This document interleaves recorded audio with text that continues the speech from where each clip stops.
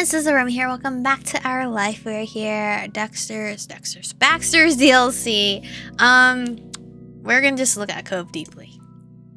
Your sound sounds very you. I'll miss you. I want you to come with me. Okay, you can say anything. Your plan sounds very you. Nothing about his plan surprised you. Honestly, you felt like you should have seen it coming, but regardless, you had to support him every step of the way. He exhaled, releasing some tension in his shoulders. Thanks for hearing me out on this. Of course, Cove. We're gonna go our separate ways. It's gonna be sad, but you know, life. You knew him well enough to know that Cove wasn't feeling completely better about the way things were. No matter what's happening, I want you to know that you won't ever lose me. I won't really be gone. I'll still be there for you the best I can, whether it's long distance or whatever else. Oh, this is depressing. Cove's whole expression softened, his lips pulled into an affectionate smile. It's okay. Hey Chico, you deserve to have everything you want in life. Thanks. You too. I laughed as well. Thank you, Cove. I want you to get everything you want in life. You didn't know how to respond to that. You teared up. You're wonderful. I want him to get everything in life too. That flew out of your mouth immediately, but you... Oh, he's so cute! Stop it! But you meant every word. His mouth pulled into a delicate grin. Looking at you fondly, Cove took a step... Whoa. What you doing? Took a step closer, and he placed a hand on your shoulder. The warmth from his proximity helped relax you. Oh no, he's crying! He spoke to you softly, wholeheartedly. He meant every word. Things are hard right now. It scares me, but it'll be okay. It'll be more than okay. Now that things are up to us, we can make our lives better than they ever were. You believed him. You appreciated his attempt to put on a brave face. You still felt unsure. You felt better after his reassurance. Yeah, I appreciate his attempt. You could tell how hard Cove was trying to keep himself together for you. You hoped that he was right, and things would be okay for both of you. Deeply, you met Cove's gaze, and you nodded. His expression morphed his expression morphed into a look of careful confidence. Clearly, he was still struggling with this topic, and you wonder what else might be on his mind. This was a start, I think, but it's not over, is it? We'll have to keep talking about it going forward. Yeah. Cove softly reiterated his promise. It'll all be okay. We'll still always be there for each other. Is that go with you? Why are you saying it like you're... I don't know. He's wording it in a way which is weird to me. It is. Cool. That's cool. It's like he's constantly reassuring me that he will be there for me. But my girl's the one that's traveling all over the fucking place. I should be the one reassuring him. I'll see you tomorrow, Michiko. I'll see you. Night. He pulled you into an unexpected hug. Oh. It knocked the breath... Oh. It knocked the breath out of you. Yeah, it couldn't have been a more reassuring feeling. You returned his embrace and stayed that way for as long as you could. Oh my god, this is like so tragic. Good night. He finally let go, giving you another smile. Then Cove started walking away, but you remained there, frozen in the middle of the street. You watched him and wondered, how many more times will he be able to say that he'll see you tomorrow? Yo, I'm gonna cry, stop! You hoped for countless more times. Finally, you turned towards your house. You vowed to yourself that you would make the most out of every moment you had this summer. Alright! I don't know how these DLCs are gonna work. Because I don't know if Baxter will be in them more. Okay, I can't even skip them, so I'm guessing everything's new content. Alright. The stars had magically aligned and somehow everyone was free today, but it was more than just luck. You owed it all to Miranda's determination. She set things up over several phone calls to find the perfect window to hit the beach. You couldn't wait to meet up with... Baxter! Baxter is there! Terry, Miranda, Cove, and Baxter too. Coordinating schedules have been especially rough lately, but you didn't let that stop you from organizing your grand plan.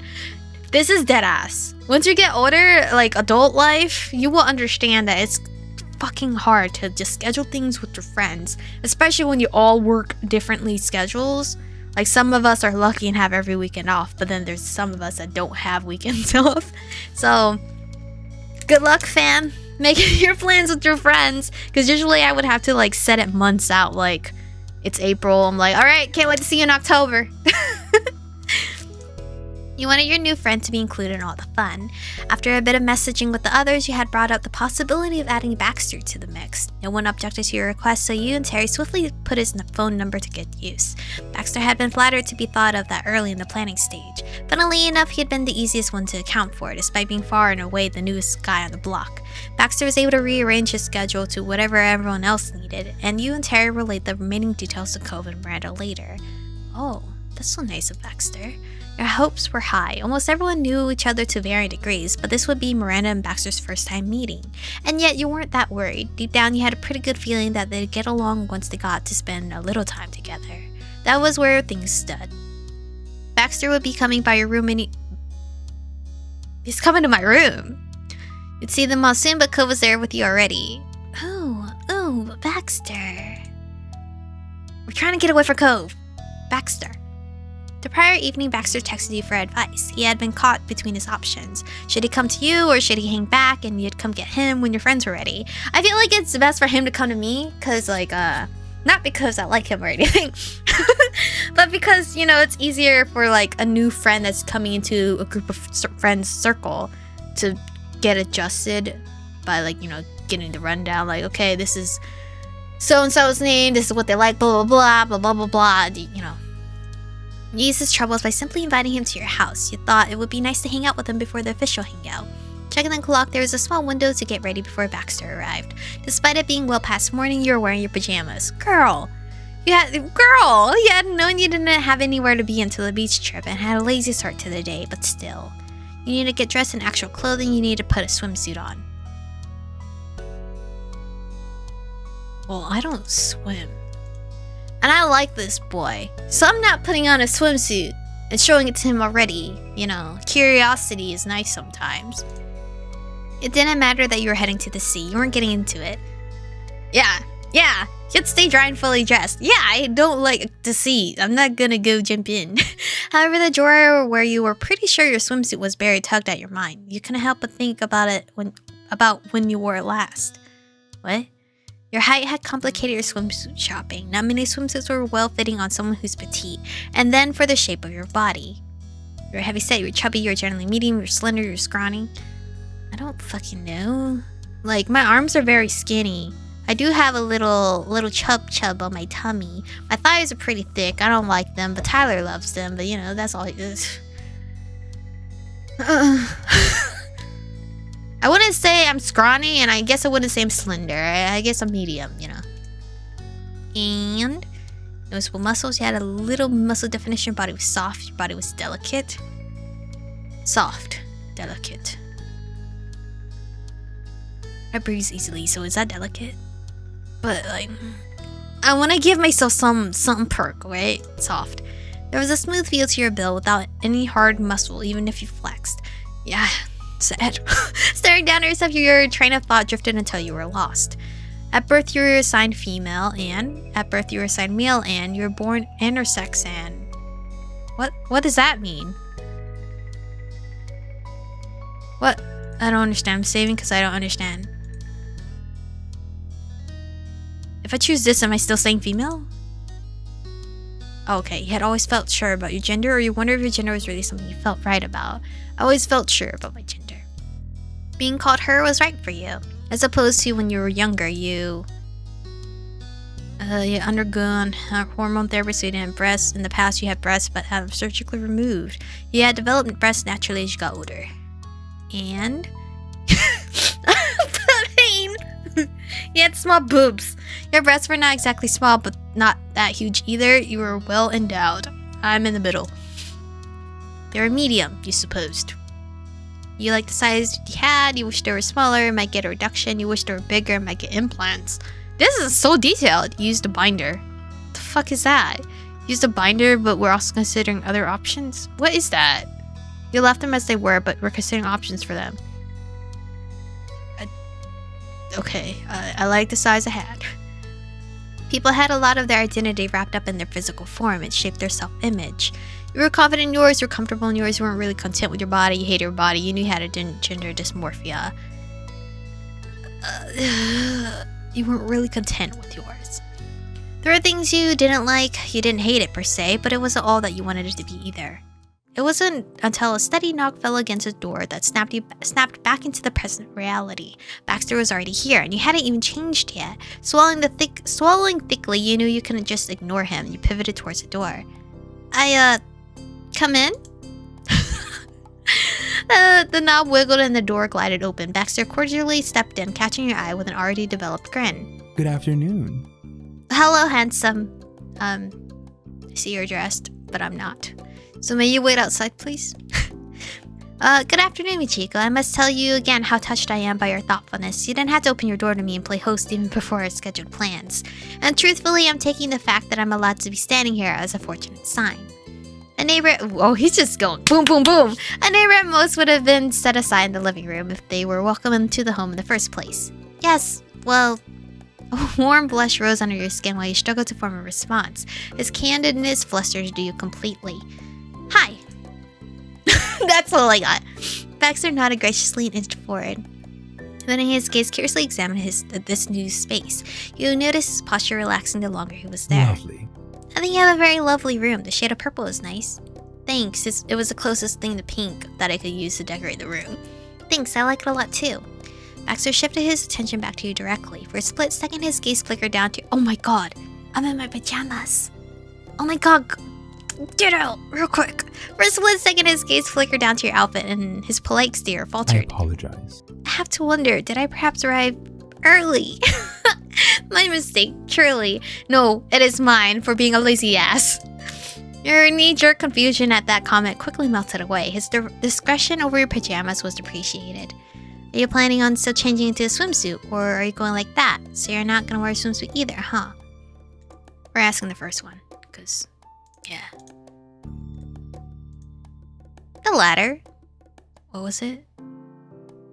What did I choose? Oh, okay, he's going like that. Okay. Okay, we're so alike already. Look at that. Baxter answered with such ease that you honestly couldn't tell if he was joking or not.